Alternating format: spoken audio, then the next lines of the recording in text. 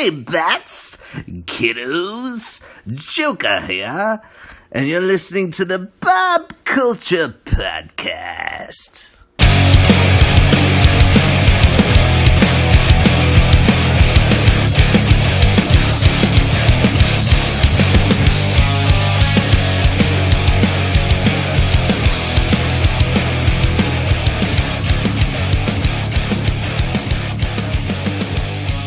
All right, ladies and gentlemen, welcome back to a very special local band episode of the BCP. We've been doing a lot of wrestling here right now. We are back to the music.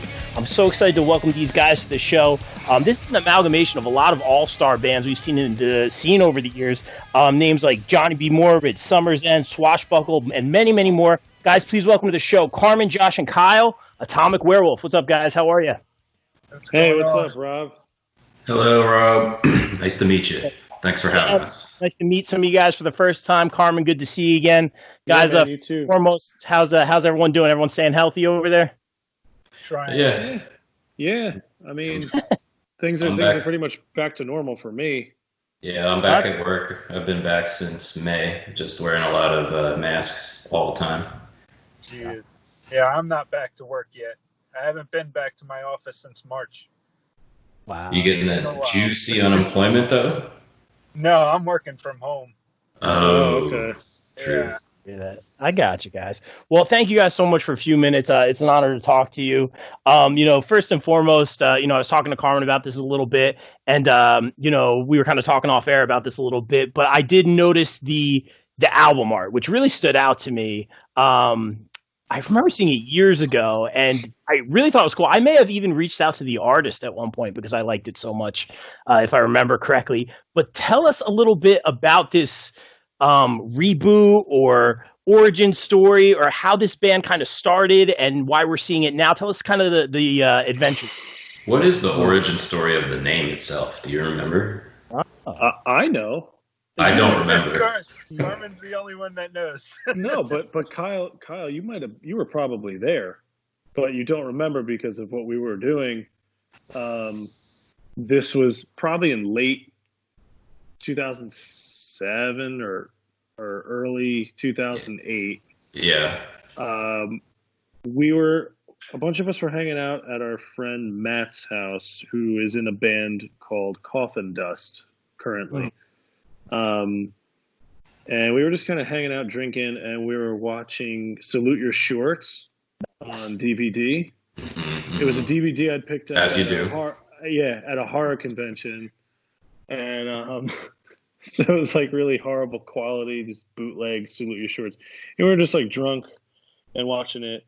And there's this episode where it's like Sponge and Donkey Lips enter like some wrestling competition or something, and like the winner gets a lobster dinner or something, and they're like pitching it to everybody else, and Danny Cooksey, who played Bobby Budnick, was just like, he kind of makes a comment, and he's like, the only time that wrestling is cool is when you dress up like Sergeant Slaughter and body slam the Atomic Werewolf.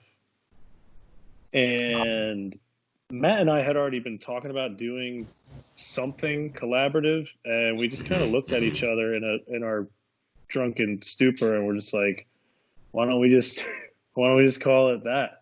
Why don't we just call the side project Atomic Werewolf? And he's like, all right. But this was 12 years ago. Right. Yeah. Right. Wow.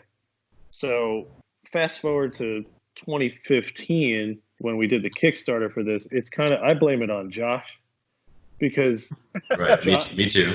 I do. I really do. I mean, I spearheaded everything, but the spark was Josh. I wouldn't have done this if it wasn't for him bothering me.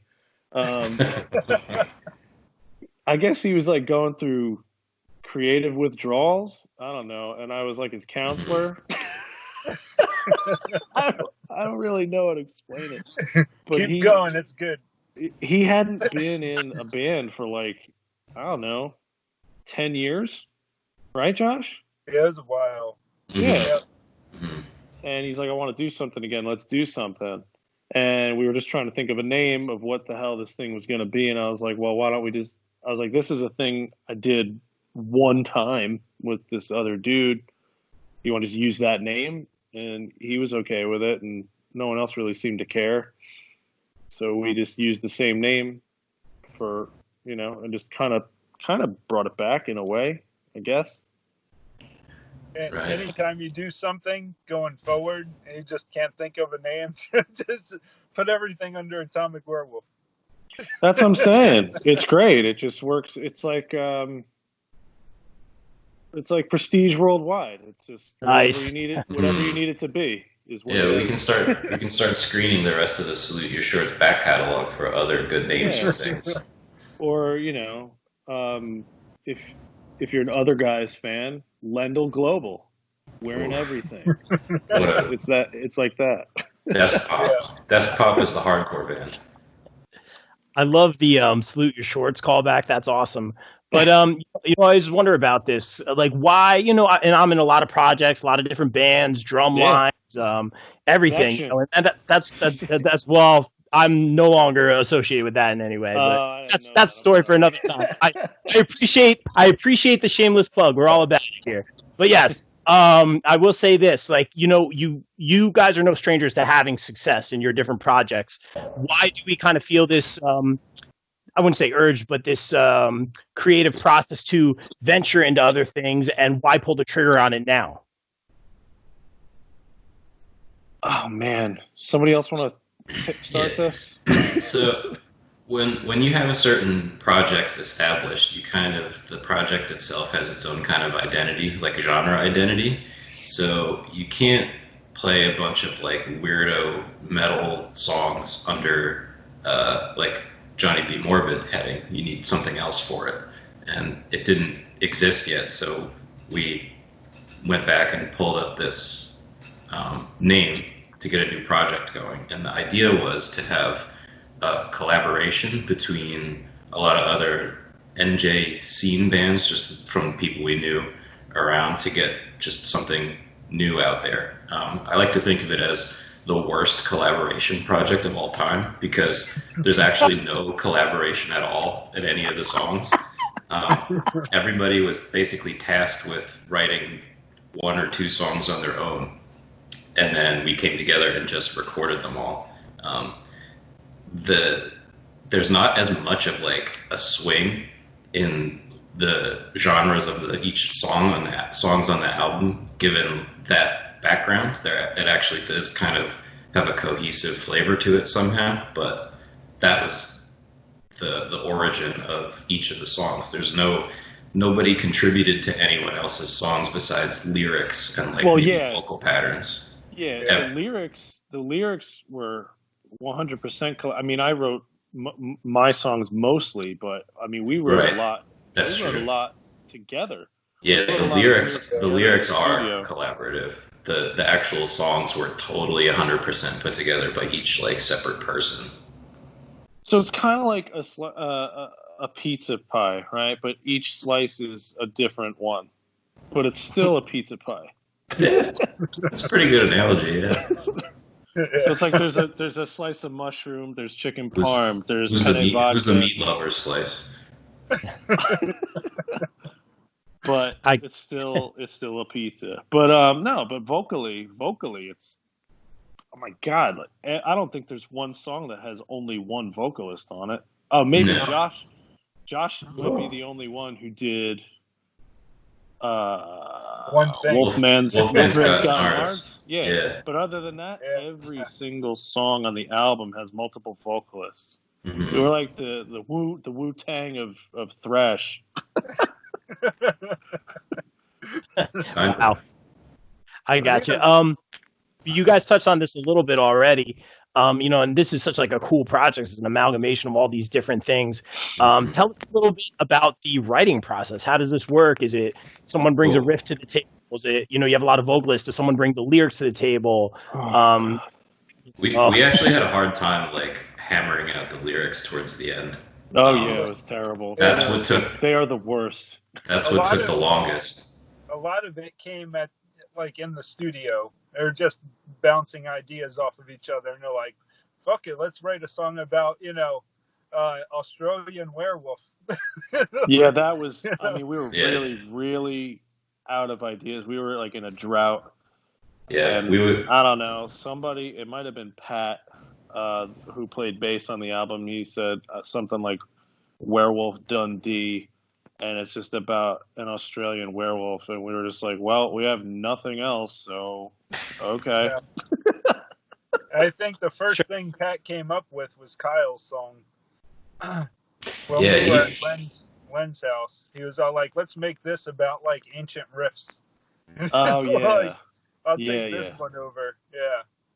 Yeah, he that was the first set of lyrics that I think were written. I'm not exactly sure why, but he was so excited about that song specifically that he programmed all the drums to it initially. He took it upon himself to do this. He took it upon himself to program all the drums for it, and then also write the lyrics and do the vocal patterns for it. Yeah. So that was pretty cool. Yeah, he was a big part of it, and I wish he were here to do more things like this. But he's kind of just I think he's more of like a behind the curtain kind of guy. He doesn't really like he didn't want to be in the music video. He didn't. You know, he didn't want to do the interviews and stuff, and that's fine. I wish he did, because he was a big part creatively. I'm not gonna shortchange him. He was a huge part of it. I respect that, though. You know, I totally get that. Like, I'm being behind the kit. That's like my office. You know, Yeah. I'm working and all that, and playing with passion, putting on the visuals in the show. But I actually hate being in front of the camera, even though we're going to be streaming this. Like, I had a podcast, but this is the way of the world now. YouTube, Twitch, all that good stuff. You got to be on camera for a lot of that stuff, man. But sure. I get it, man. I'm all about that behind the curtain stuff, behind the scenes.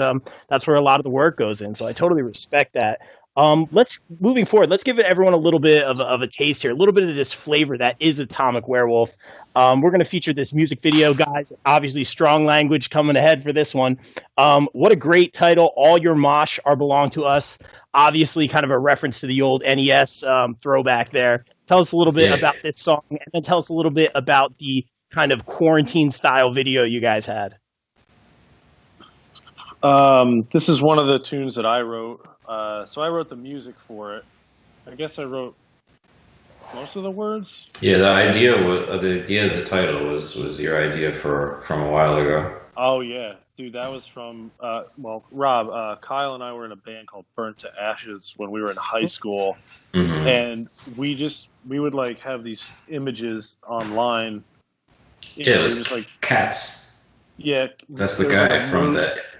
Or like a moose or something. And I don't know. We would just like post weird stuff on our page, and I don't even know what it was at the time. What was around? Pure volume, and like Ayuma, MySpace, and maybe MySpace. But we used to have a thing that said like all your mosh are belong to us, and this goes back to like 2004. And, yeah. From that original, like one of the first memes of all time, with the Japanese translation from that. I don't remember what game it is. I'm trying to remember. It's like an weird R-type cares game. About. The meme is bigger than the game. It's a weird thing like that. But we adopted it, and we would use it. And we changed it to just all your mosh are belong to us. So we were in like a metalcore band and whatever. But we never used it for anything. It was never a song. And so we brought it back. I don't know. But, it's just like the name. But musically, I'm a huge power metal fan, so I wanted to try and tap into that and make it as melodic as possible and fast as well.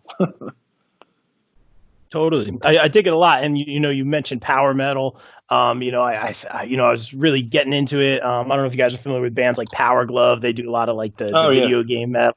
It's kind of, I kind of hints of that. And I appreciate it, obviously, with the song title and that tied in. But without further ado, let's give everyone a little taste here, a little sneak preview. And guys, check it out right now. Atomic Werewolf, All Your Mosh Are Belong to Us.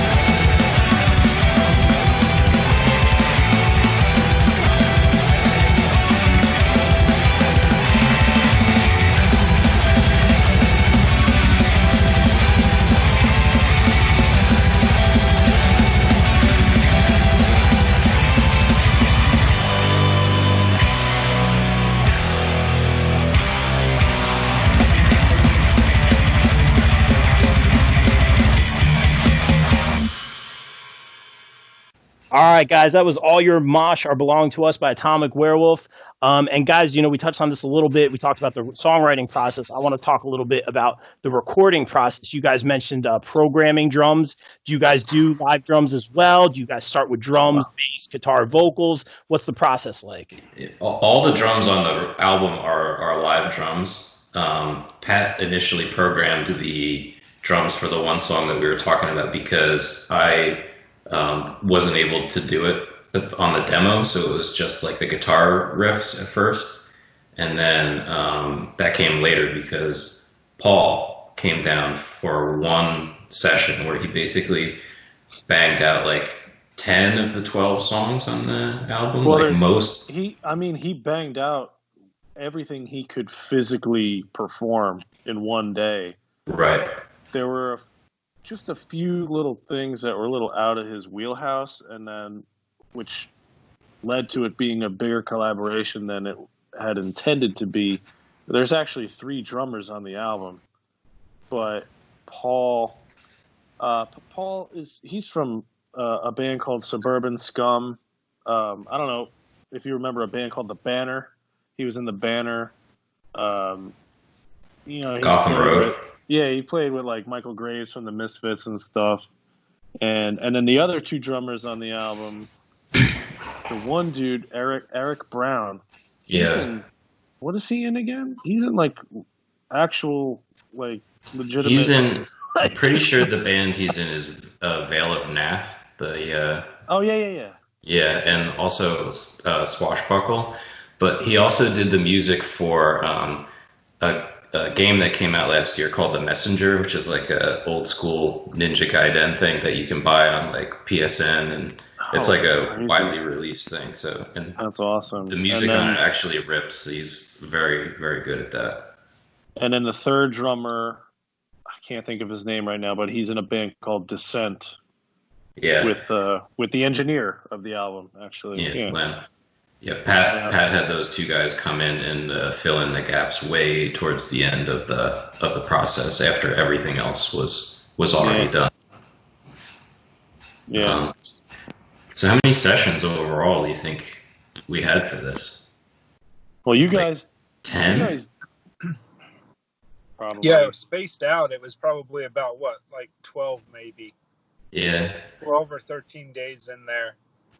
Yeah, studio time spaced out by like sometimes like a year in between. No, really. It was over the course of 3 years because we started. First of all, the Kickstarter was in 2015. Then the first session wasn't until 2016. And then the last session was in like 2019, and now it's coming out this year. What's really funny about that is that the music, all of the music was done very early. Like by the beginning, probably of 2017, all of the music was done. Yes. And then it took that long to get the lyrics and the vocals together after that. And then mixed. Yeah, and then mixed. It just, it just, I don't know. It's like I don't know. I don't know why it took so long. Part of the reason is because we would show up to the lyric or like the vocal sessions and be like, you guys got lyrics for the songs? And everybody's like, no. So all of us are just sitting around in the studio, like scrambling to like write just whatever nonsense we can think of that makes sense on the theme of the band, and then just get it down. Remember the one song, like American Werewolf song, where Pat just like, he was so mad when he did the vocals for that. He was like legitimately angry at everybody because we were so disorganized at that point. He just like grabbed the notepad with what was on there and just went in and just busted it out like in one take almost. I remember that. I also remember everybody except for me. Well, maybe not you guys, but I know Len, who's the engineer, and Pat, they wanted to scrap the one guy's song, Justin, from Beyond the Flesh. We were going to scrap his song because, I don't know, for whatever reason, some people didn't think it like fit, or it was too... It's very poppy. Yeah, and I was like, just hold on. I was like, I'll take care of it. And I wrote the lyrics for it the night before the vocal tracking. And you're seeing a theme here with the lyrics. Yeah. I'd like to say I saved it. I think, I don't know. It sounds like it sounds like Diet Kill Switch. It's not that bad. It's not. No, it's not bad. It's a perfect song to be like track number 6 on the album. Right in the middle there to fatten it up. Split it up. Little breather. Mm-hmm. Well, you guys, like I keep saying, you're no stranger to success in this business that oftentimes can be very, very thankless. Let's be honest. What's kind of the goals for this project moving forward? Oh man, to bury it. That's a good question. What are the goals for this project going forward? I mean, I would do it again, but if we ever did it again, I would only do digital. I don't ever want to deal with vinyl or CDs or shipping and handling. I'm actually doing that this weekend. I don't know when this is going to air, so it won't be relevant. But like, I have to lock myself in the basement basically, and I got to pack all these things up and make sure I don't fuck up people's orders. Because Josh is in Pensacola and can't help me. Hey, give me another week, I'll be up there. And Kyle's reopening the first Toys R Us in Paramus tomorrow, so he can't help me. Yeah. So, well, the big takeaway I'm getting is Toys R Us is back, but also, hot tip. But also, guys, let's rewind and throw it back a little bit. You have so many moving pieces, or so many, parts to this recipe that makes this band. Tell us a little bit about, not to be cliche here, but like the influences that you guys had musically and how you learned to play and all that good stuff. Let's start with Kyle. So if you want to go way, way back, I've been a fan of, I learned to play guitar when I was 12 or 13 years old from my uncle. And very quickly I moved on from like nu metal stuff at the time to, I heard Yngwie Malmsteen play guitar for the first time, and that just really blew my mind. Like, I didn't understand that it was possible to be that good at something. And from there I ended up finding like Slayer, and then from Slayer I ended up finding Napalm Death, and Napalm Death was the first like extreme air quotes extreme metal band that I've ever listened to, and that kind of really opened the door to everything that came after it, because mostly I listened to a lot of death metal, listen to a lot of black metal stuff, mostly towards that end. But I also have I listen a lot for people who are good at guitar, and it kind of bums me out that there's a lot of really catchy, a lot of really great black metal stuff, but nobody plays like lead guitar in any of those bands. So I feel like there's a void that can be filled in that genre overall, but that's just something that I think about in my own head. I don't know if that's ever going to turn into anything, but we'll see. Specifically, coming to writing songs for this project, Carmen gave me the assignment of writing 2 songs for it, and I specifically set out for one song to rip off a band called Carnal Forge, which was like an early mid 2000s Swedish thrash band. And then the second song I specifically sent out to rip off Abath. That's like the guy from Immortal, the black metal band. His style of like solo project with like kind of like black metal riffs, but kind of like a rock and roll, like galloping feel to it. So that's how I started both of those songs. I specifically had the idea to rip off the styles of these two different groups, and I feel like I did a pretty good job of ripping them off. Pretty much, I'd say you pretty much nailed exactly what you set out to do. Yeah. Yeah. Josh, yeah. I'm sorry. Oh, I mean, since Kyle went all the way back, I'll go back to when I first started. But I was in a band called Bloodrun Cold. Maybe 2000, 2001. That only lasted a couple years. And then the whole Summer's End thing was supposed to be a side project.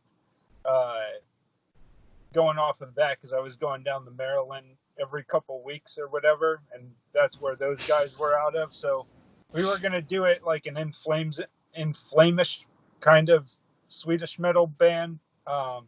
That's what the goal was. But in Bloodrun Cold, a lot of that influence in that band at that time was like Hatebreed, Candiria, Vision of Disorder, Sick of It All, stuff like that. This is what it started out to be, and then it moved into more like a Convergence kind of band later on. But yeah, and then after that band more or less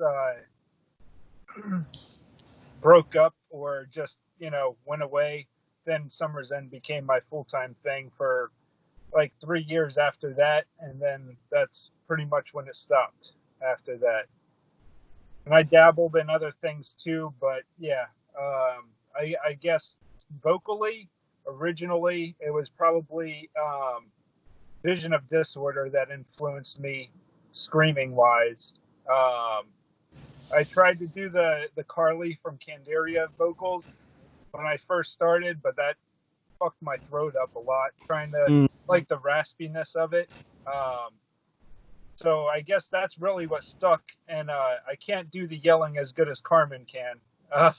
So Sick of It All was out of it. But yeah, things like that. But yeah, I would say Tim from VOD was probably my biggest original vocalist, screaming wise. Gotcha, man. That's interesting. And Carmen, I'll throw it to you, man. A guy who's been synonymous with the scene for years and years and years. I go to the mall and my friend's dating so and so, or I know Carmen, or yada yada, man. So tell us how it all began for you, man. That's funny. Well, for Josh, I don't think I'm that great at the hardcore yelling. My dad said I sound like Sam Kinison. I mean, isn't that exactly the goal? Isn't that what you're supposed to be? I mean, I think it's a compliment. That's great. Yeah. Man, I started as a drummer long time ago, and I don't know. You're probably familiar with like Santino from Scarlet Carson. Sure. So my first band was with him. He was the singer. We were called Cultivate the Grave, and that was like 2002. That was like my first start when I was like first got my feet wet. I played my first real gig at the Pony when I was 15, and we opened for Divinity Destroyed, and then like the year after, I started teaching myself bass, and I played in like a pop punk band. I was playing bass and doing some vocals here and there, and that's kind of when I started singing. And I had fronted a band as a death metal vocalist around that same time. And that was when I kind of started getting versed in being like a front man and also doing that vocal style. So I kind of, I guess, taught myself to sing mostly. I taught myself how to play bass, and I taught myself how to play guitar.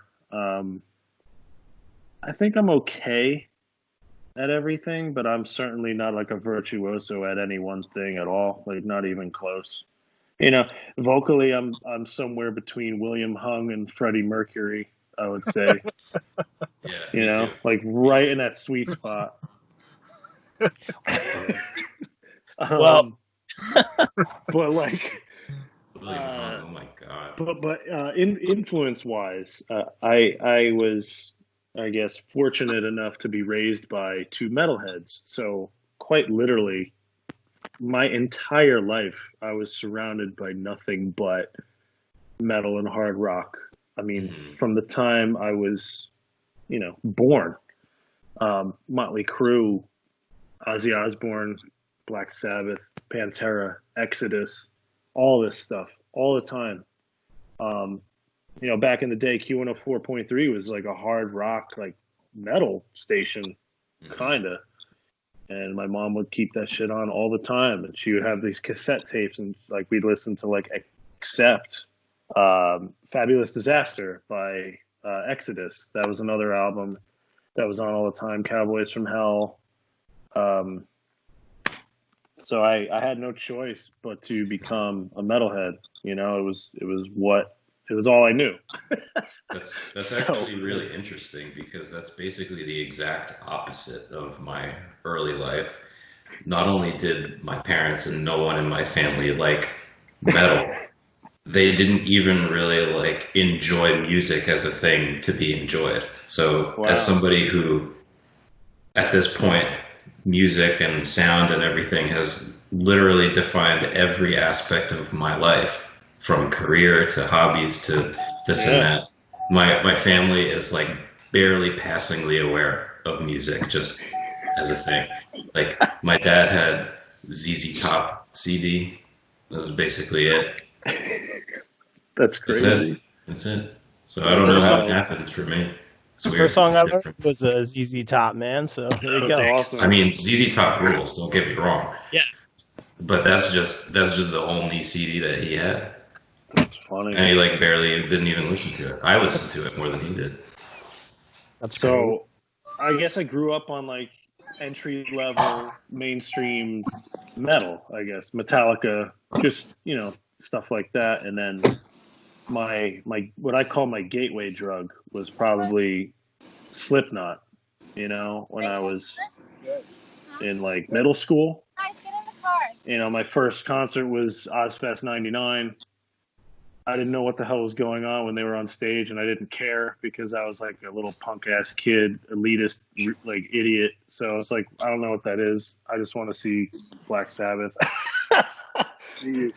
But then I saw Slipknot again at Tattoo the Earth a year after, and my mom got me the cassette, and on the cassette I could make it out now. I could hear and understand what was going on, because live, when you see 9 guys jumping around and you can't make anything out, there's a DJ and a sampler, and like you're like, what is this? And why are there 9 people? What? And you just couldn't make it out. It wasn't audible. You couldn't hear all the intricacies of what the hell was going on. It was stupid to me. But then I heard it on the cassette, and I was like, okay, I get it now. I can hear what's going on, and this is weird, and I've never heard anything like it. And then from Slipknot, like that's what led me into, discovering death metal and like bands like Morbid Angel and God Dethroned. Anything any kind of weird, heavy artwork I would see at like Warehouse Music or Sam Goody or whatever it might have been at the time. I would just buy these CDs based on the artwork and discover the artwork challenge. Artwork challenge. And that's how I found a lot of power metal too. Crazy bands like Falconer. Yeah. The CD has two dragons fighting on it. I'm gonna get it.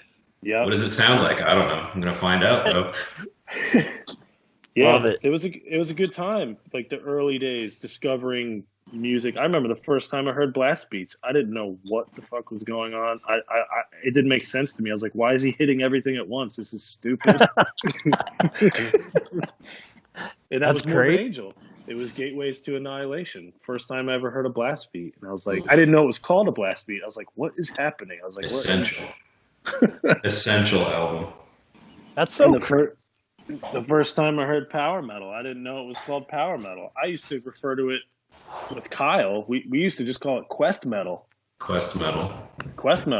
And then someone along the way, when the internet started to evolve, Blind Guardian or whoever, with these bands were coming up as power metal bands. And I was like, oh, that's not as fun of a name, but oh well.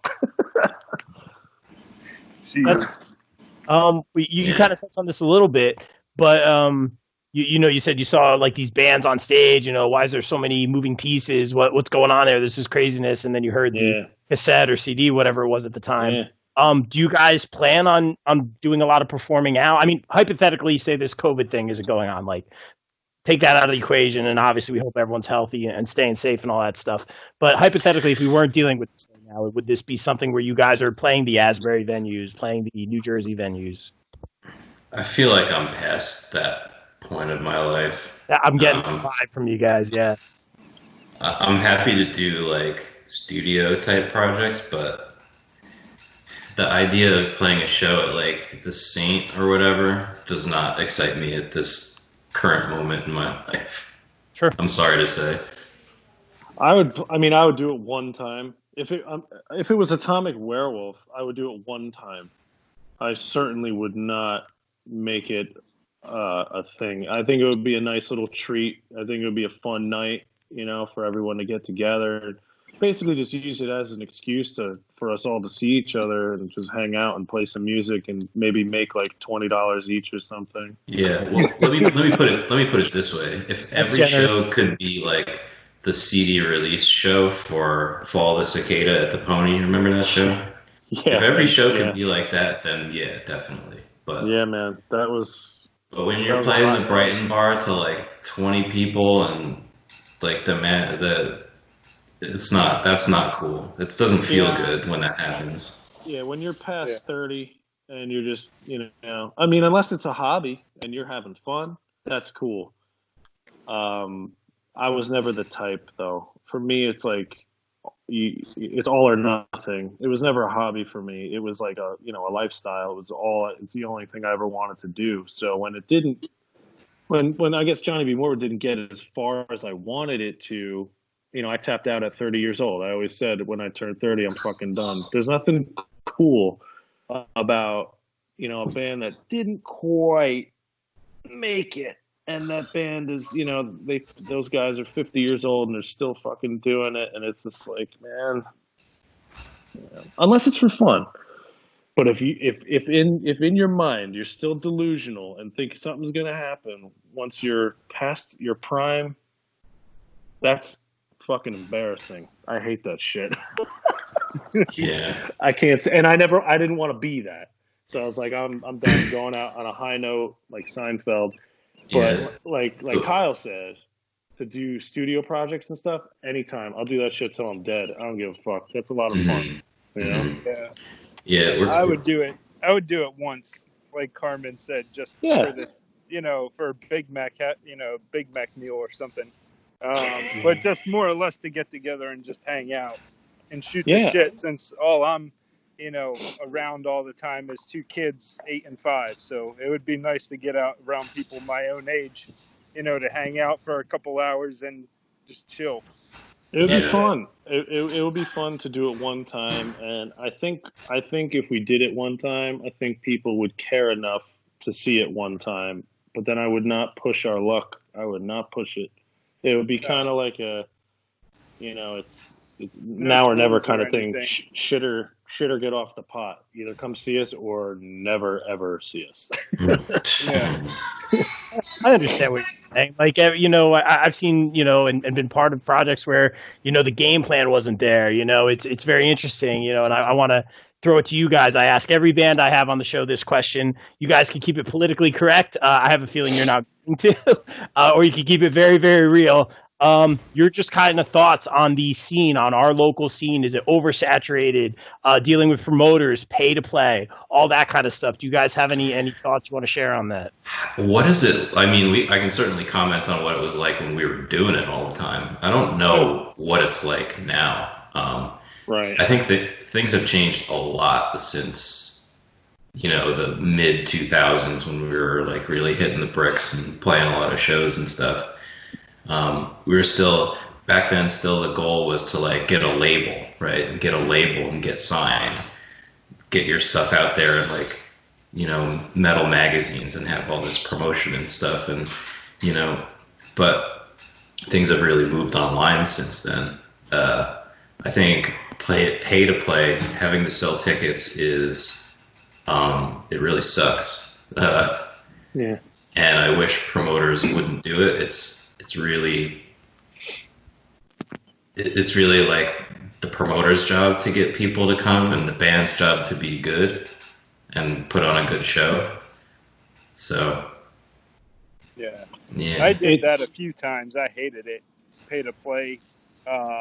We did that. Yeah. Yeah, I hated it. I hated having to sell tickets for everything, especially I remember with Summer's End, we got fucked over big time. We played. We were supposed to open for what was it? Shadows Fall, Chimera. Anyway, there was four bands on the tour. Shadows Fall was supposed to be the headliner, and they bitched and bitched and bitched, and wanted to go on because it was getting late. So we ended up going on after Shadows Fall. Oh yeah, that's the best. No one was there. Everyone left after Shadows Fall, and it was like done. But yeah, it was Chimera, Shadows Fall, and two other bands at the time. And I forget the whole story because my brain is garbage. But I do remember going on after Shadows Fall, and there was like 10 people, and two of them were John, the guitar player's mom and dad. That's it. Yeah, that's what I don't miss about shows. But I've heard a lot of stories like that, very similar stories to that as well. Carmen, thoughts? It's weird for me because I can see it from both sides. I get it. Like, in particular, when a touring band is coming through, right, and they have a guarantee, and then it's, for some reason, it's the 4 or 5 local bands. It's their job to sell tickets so that the touring band can like have their guarantee for some strange reason. It's like, I understand it. I don't like it. And my philosophy was, I had no pride whatsoever whenever I was booking stuff, whether it was like, a tour or just a local show. I never gave a shit.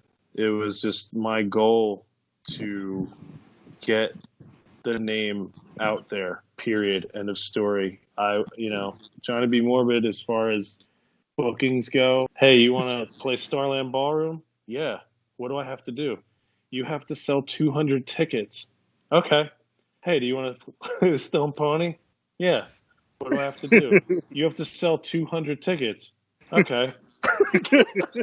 Yeah, I remember that. I remember even in Burnt to Ashes, we would like buy out some of the tickets to meet the promoters' goal. We were stupid kids, but when we were teenagers.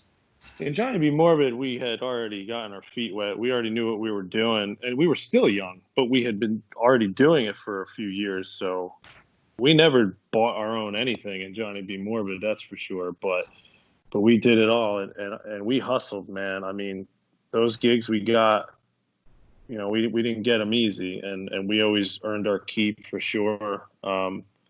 It's weird. the pay-to-play thing. A lot of other. It's easy to say, yeah, fuck that. Yeah, okay, fuck that. And then what? Play at the fucking meat locker in a basement with no ventilation? Go fuck yourself. Like, whatever. Okay, cool. You can be prideful and sweat to death in front of 10 people. Have a good time. And we've played the meat locker. We played everywhere, dude. Everywhere. We did it all. Connections. I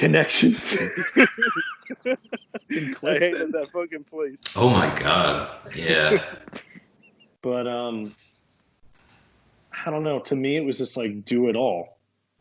What's your least favorite New Jersey local venue to play? Oh boy. Oh man. A lot of people listen to the show, just so you guys know.